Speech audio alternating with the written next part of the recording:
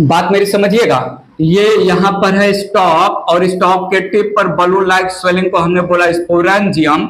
Sporangium के अंदर जो डिप्लॉइड न्यूक्लियस थे वो मियोसिस करके छोटे छोटे हैप्लॉइड न्यूक्लियाई में कन्वर्ट हो गए, और ईच हैप्लॉइड न्यूक्लियाई के अराउंड साइटोप्लाज्म का कलेक्शन हुआ, सेल वॉल और सेल मेम्ब्रेन का फॉर्मेशन हुआ, और सारे हैप्लॉइड न्यूक्लियस कन्वर्ट हो गए हैप्लॉइड सेल में। इन हैप्लॉइड सेल्स को हम नाम दे रहे हैं स्पोर। हम यहां पर नाम दे रहे हैं स्पोर। और जब जो है स्पोर का फॉर्मेशन हो रहा था, साइमल्टेनियसली स्पोरेंजियम में ब्रांच्ड साइटोप्लाज्मिक स्ट्रैंड्स का फॉर्मेशन हो रहा था। इन ब्रांच्ड साइटोप्लाज्मिक स्ट्रैंड्स को हम कैपिलिशियम नाम देते हैं।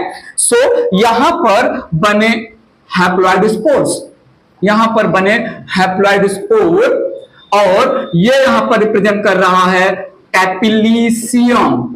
ये यहां पर रिप्रेजेंट कर रहा है capillitium, branched cytoplasmic strands, branched cytoplasmic strand like structure, cytoplasmic strand. ठीक है, नीड योर अटेंशन। कैपिलिशियम ये जो ब्रांच साइटोप्लाज्मिक स्ट्रैंड है, ये ट्विस्टिंग मूवमेंट करेगा inside the sporangium that results in breaking या बस्टिंग ऑफ द स्पोरेंजियम। थोड़ा सुनिएगा।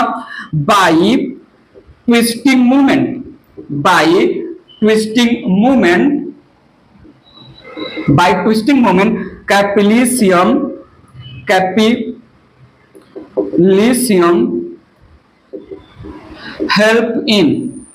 helps in breaking of sporangium, breaking of sporangium। बात समझिएगा प्लीज।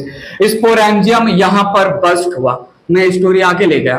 कैपिलिशियम के मूवमेंट की वजह से स्पोरेंजियम यहां पर बस्ट हुआ, कैपिलिशियम के मूवमेंट की वजह से स्पोरेंजियम यहां पर ब्रेक हो गया, ट्विस्टिंग मूवमेंट की वजह से, कैपिलिशियम के मूवमेंट की वजह से यहां पर। तो ये है ब्रांच्ड साइटोप्लाज्मिक स्ट्रैंड जो है ट्विस्टिंग मूवमेंट परफॉर्म कर रहा है स्पोरेंजियम में, जिसकी वजह से स्पोरेंजियम बस्ट हुआ और spores released out. Spores they get released, spore out of the sporangium release हो गया।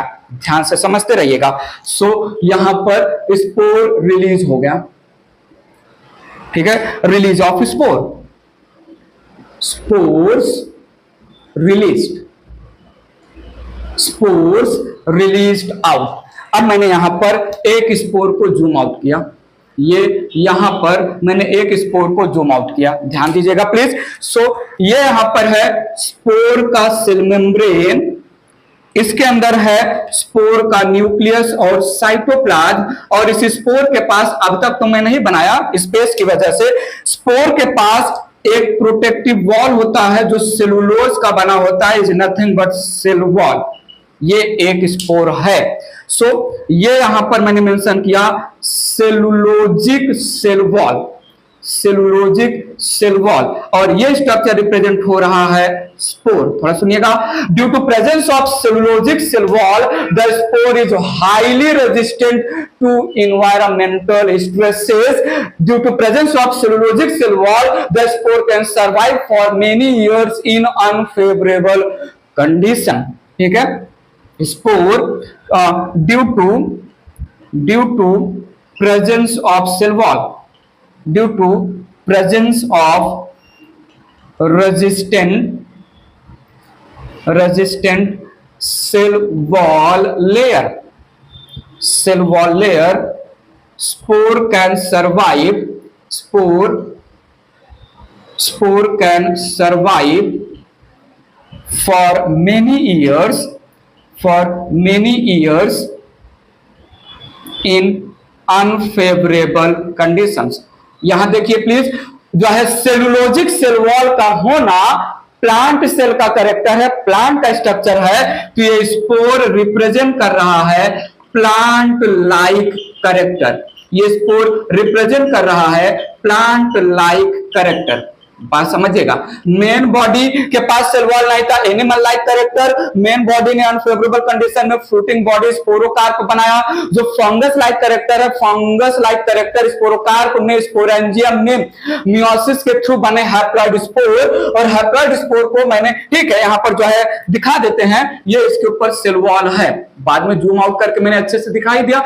स्पोर के ऊपर there is presence of cell wall, cell wall का प्रेजेंस जो है प्लांट लाइक कैरेक्टर दे रहा है।